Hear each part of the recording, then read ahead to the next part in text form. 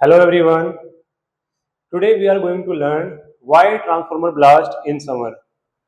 एक टॉपिक होता है हमारा जूल हीटिंग इफेक्ट।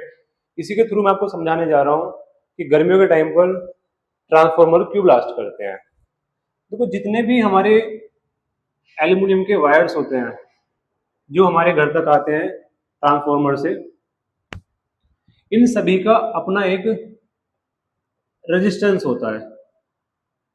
जब करंट इन वायर्स के अंदर से फ्लो करता है तो जो करंट होता है ये करंट फेस करता है रेजिस्टेंस को।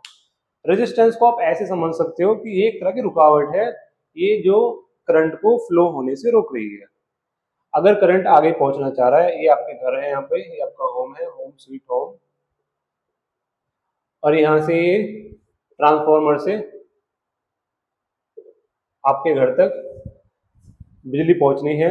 लेकिन रास्ते में जो आपके घर से लेके ट्रांसफार्मर तक जो वायर यूज होते हैं, ये वायर तो होता क्या है, ये जो रेजिस्टेंस होता है ये 4 फैक्टर पे डिपेंड करता है। ये जो रुकावट है ये 4 फैक्टर्स पे डिपेंड करती है।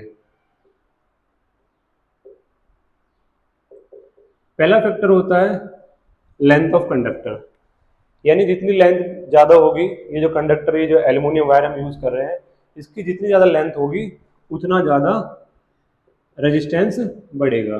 रेजिस्टेंस बढ़ेगा तो जो करंट की सप्लाई है वो कम हो जाएगी। ये इनवर्स प्रोपोर्शनल होता है एरिया के, area of cross section of wire.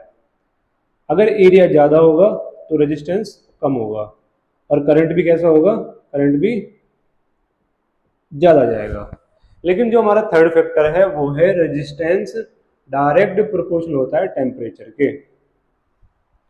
अब जैसे जैसे टेम्परेचर बढ़ेगा रेजिस्टेंस भी बढ़ेगा, और रेजिस्टेंस बढ़ेगा तो करंट की जो सप्लाई है वो कम हो जाएगी।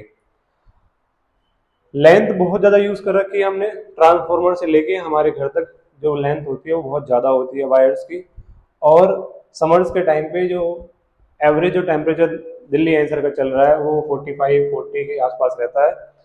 तो टेम्परेचर बढ़ने से रेजिस्टेंस बढ़ जाएगा।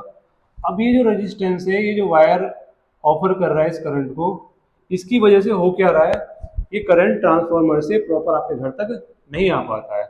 और जब ये करंट आपके घर तक नहीं पहुंच पाएगा तो क्या होगा, इसको ऐसे समझिए, ये करंट जो है एक आई, ये लड़की है एक, और इसको छेड़ने के लिए रोमियो बैठा हुआ है आर नाम का। तो ये अपने घर से कॉल करके अपने भाई को बुलाएगी जिसका नाम है डब्लू। अब ये जो डब्लू है जिसको हम बोलते हैं वर्क डन, ये वर्क डन इस रेजिस्टेंस को यहाँ से हटाने की कोशिश करेगा और आर वर्सेस डब्लू होगा यहाँ पर। अब क्योंकि आर बहुत पावरफुल हो चुका है, टेम्परेचर बढ़ने से, लेंथ बढ़ने से ये जो आर है ये बहुत ज़्यादा ओवर पावर्ड हो चुका है, तो ये वर्क डन यहाँ पे काम नहीं आता।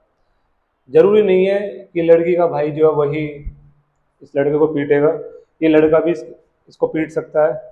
तो जो डब्लू है ये यहाँ पर आर को हटाने के लिए जो वर्क डन होगा ये हीट की फॉर्म में बाहर आता है। अब ये हीट इतनी ज़्यादा बढ़ेगी, ये हीट इतनी बढ़ेगी, ये वायर जो है गर्म होने स्टार्ट हो जाएंगे, और जब करंट आगे नहीं पहुंच पाएगा आपके घर तक तो क्या होगा, ये सारा का सारा जो प्रेशर है वो कौन झेलेगा, ट्रांसफार्मर झेलेगा।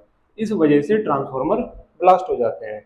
अभी जो हीट प्रोड्यूस हुई है, ये हीट प्रोड्यूस होती है, इसी को हम बोलते हैं जूल हीटिंग इफेक्ट, जिसका फॉर्मूला होता है I²RT। अगर आपको ये जानना है कि ये फॉर्मूला कैसे बना, I²RT, ये फॉर्मूला कहाँ से आया, तो कमेंट कीजिए नेक्स्ट वीडियो के लिए। आई होप आपको ये टॉपिक समझ में आया होगा। Why transformer blast in summer, current आगे ना पहुंच पाने की वजह से हीट प्रोड्यूस होती है, जो हीट इतनी ओवर हो जाती है कि ये जो ट्रांसफार्मर होते हैं ये फट जाते हैं।